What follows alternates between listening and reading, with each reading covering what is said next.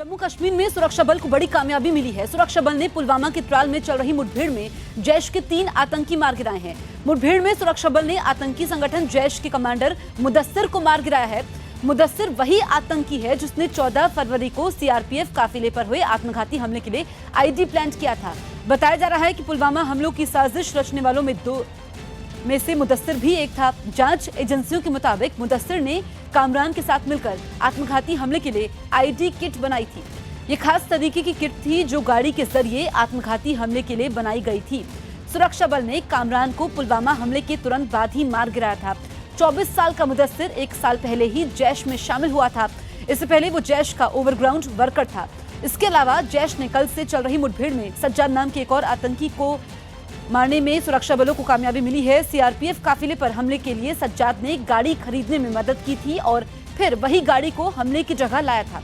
इसके अलावा इस मुठभेड़ में एक पाकिस्तानी आतंकी को भी मार गिराया गया है। जम्मू कश्मीर में आतंकी मॉड्यूल के खिलाफ ये अब तक का सबसे बड़ा और सफल ऑपरेशन है। अमित पांडे हमारे सहयोगी फोन लाइन पर मौजूद हैं। अमित, पुलवामा हमले के लिए जिम्मेदार था आतंकी मुदस्सिर और अब उसको मार गिराया गया है, तो पुलवामा हमले के बाद कश्मीर घाटी में सुरक्षा बलों को बड़ी कामयाबी मिली है।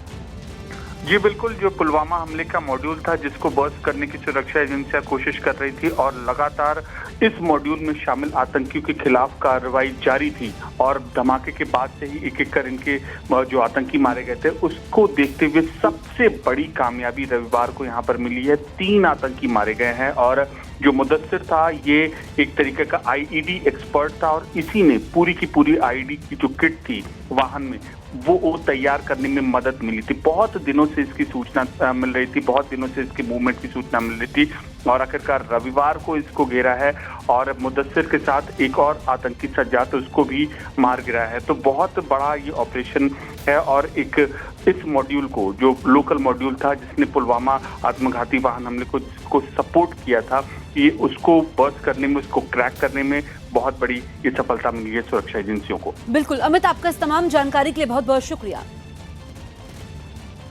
लोकसभा चुनाव की तारीखों का ऐलान हो गया और 23 मई को यह भी पता चल जाएगा कि नई सरकार कौन बनाने वाला है।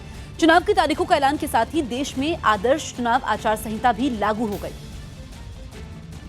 जिसके बाद देश का चुनावी पारा अचानक चढ़ गया। तय हो गया कि अब प्रधानमंत्री के प्रहार और तेज होंगे, राहुल गांधी का प्रचार और आक्रामक होगा, ममता फिर हुंकार भरेंगी। साइकिल से लेकर हाथी तक, घड़ी से लेकर तीर कमान तक, लालटेन से लेकर तीर तक और पंजे से लेकर कमल के फूल तक जोरदार जंग होगी। जनता हिसाब मांगेगी, नेता दावे भी करेंगे और वादे भी करेंगे। घोषणाओं का पिटारा खुलेगा, रैलियों का रैला निकलेगा और ईवीएम पर महाभारत भी होगी। लेकिन 2 महीने में देश का भविष्य उसी ईवीएम में कैद हो जाएगा।